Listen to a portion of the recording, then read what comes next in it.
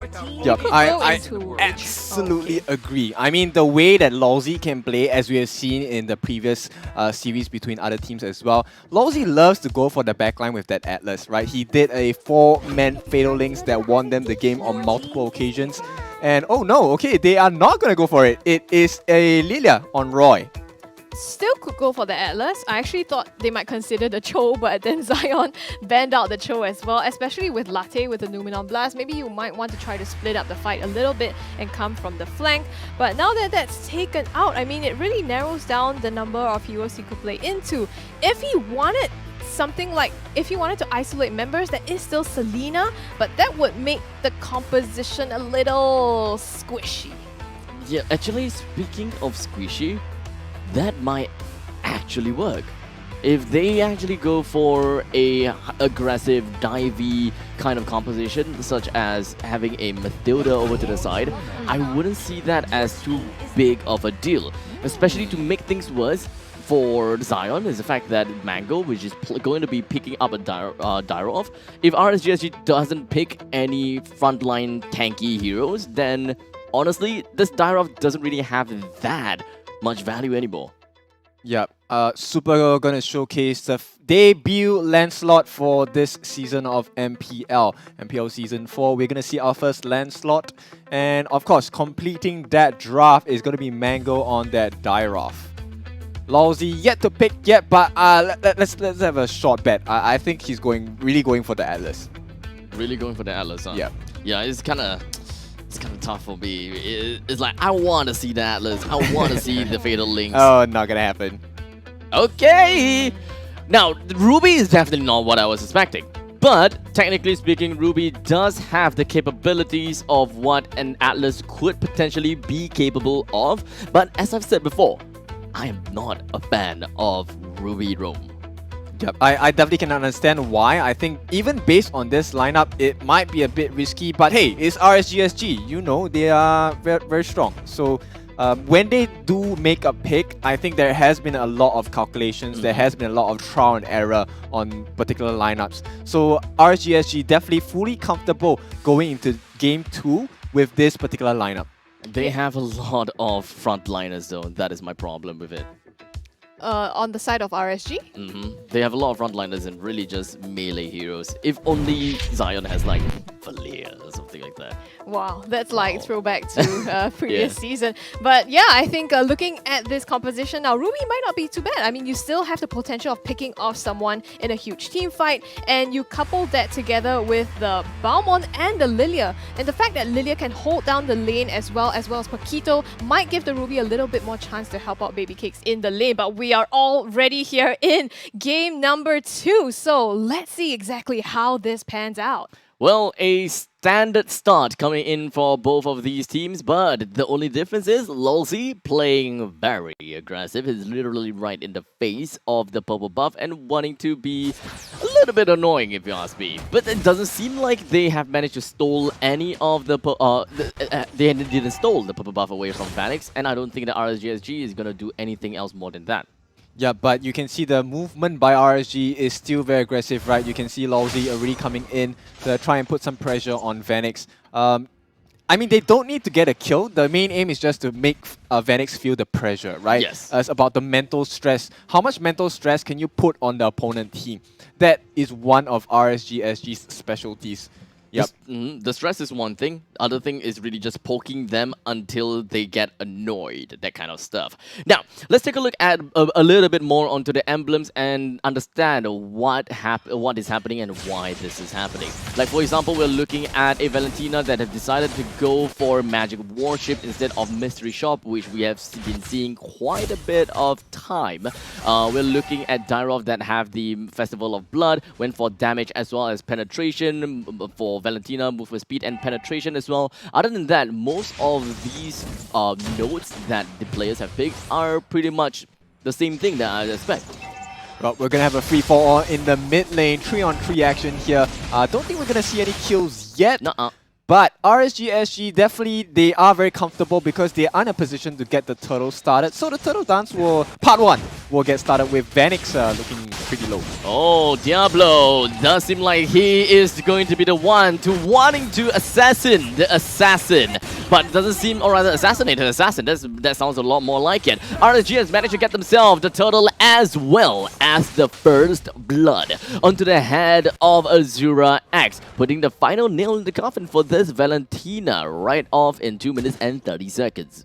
Yep, I mean the saving grace is that as a Valentina, if you're under level, you still have a bit of advantage based on your passive. So that is Zion's saving grace at this point. But RSG, we all know they like to snowball, they can snowball, and it would be left down to babycakes, right, in this laning phase. Can he grow even faster? He is already ahead in terms of experience, and that's super important, as Latte is going to come in and try and support his hyper, right? But at the same time, you know the guy that we're going to be talking about, Lolsie. He has been quite strong in all of the games, and his support is always one of the critical things that help RSG secure the victory.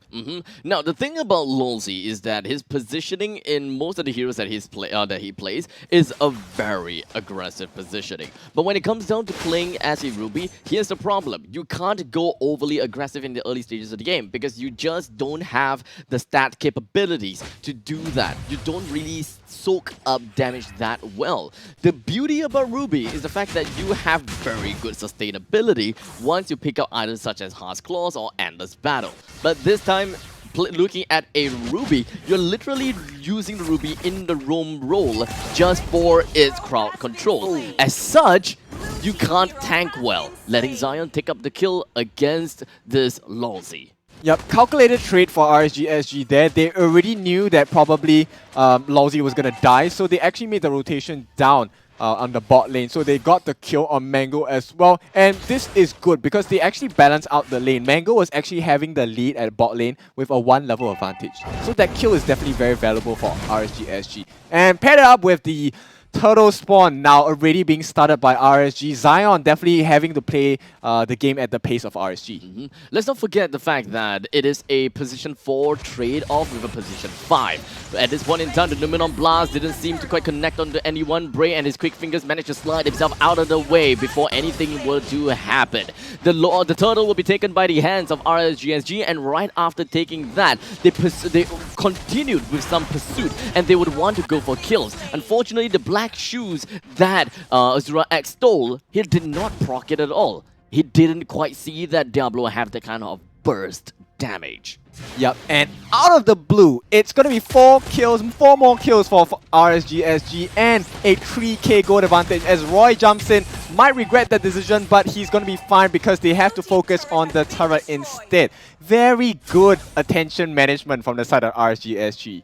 They are currently about 4,000 gold ahead of Zion. RSG is constantly putting themselves on the map and having a lot of exposure across the map. This is the problem when it comes down to RSG, right? Or rather, this is the problem for Zion here, is the fact that they can't find RSG. They can't get a proper timing onto RSG. Whenever they get a move onto RSG members, the RSG members themselves, they will do the same thing, except to the other side of the map. Yep, Diablo very happy with this particular situation, right?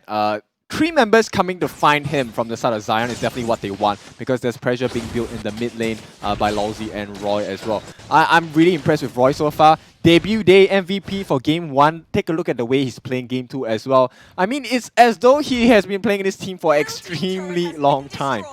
Well, there is a lane swap coming in between the Beatrix as well as Paquito. The Numenon Blast connect down onto Roy as well as Lolsie. It doesn't seem like all of these damage are available to bring them down just yet. Even though Lolsie is surviving right by the skin of his teeth, Zion does not have all of that capabilities to bring him down, even though he's not the tankiest of the roamers. Yep, it is more of like playing with your food, but in a very artistic way, right?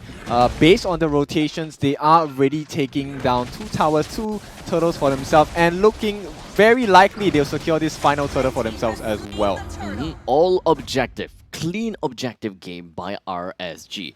They lost one player, unfortunately, onto the side of Lolsie, but he is a roamer. It is definitely excusable, considering the fact that he has to open the map. But looking at item-wise, Lilia has already picked up the Ice Queen's Wand, Paquito with the Bloodlust Axe, the Blade of Despair onto Beatrix, and not to forget Dominance Ice onto the Ruby. On the opponent's side, the one thing that we gotta have to look out for is going to be the Hunter Strike, Endless Battle, and War Axe. Oh, wow.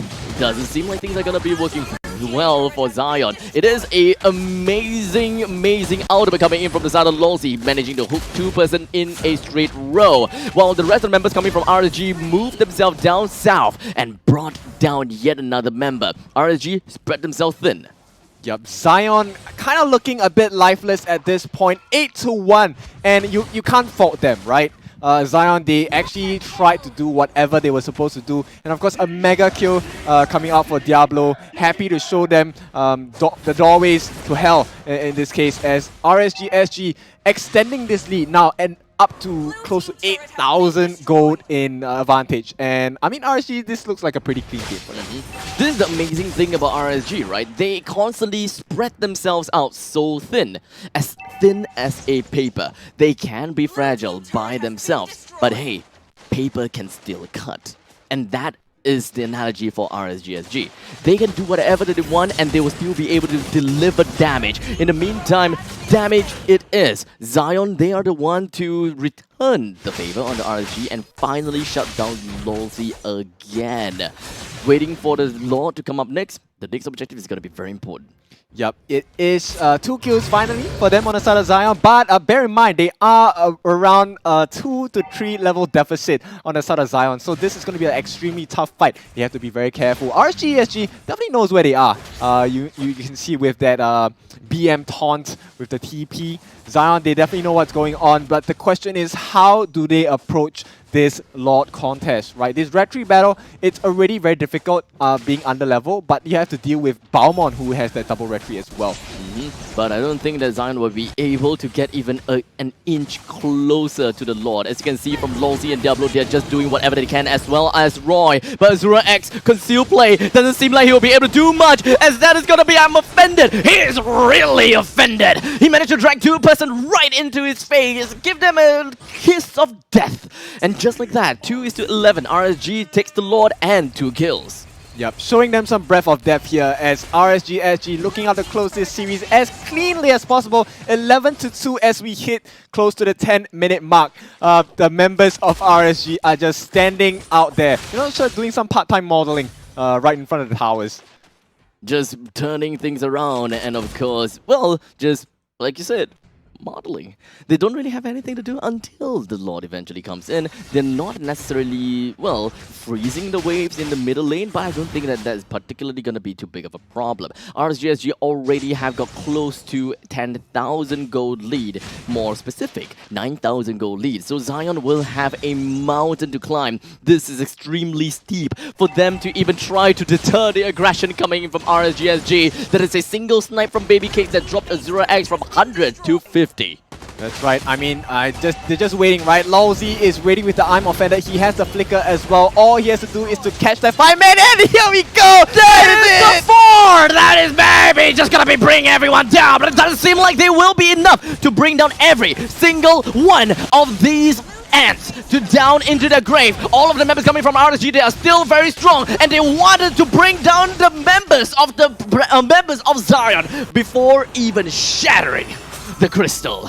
Just to be clear, for those that are new to the game, RJ could have ended the game much earlier, but they chose to wipe the team out first. Of course, there was one player left on the side of Zion, but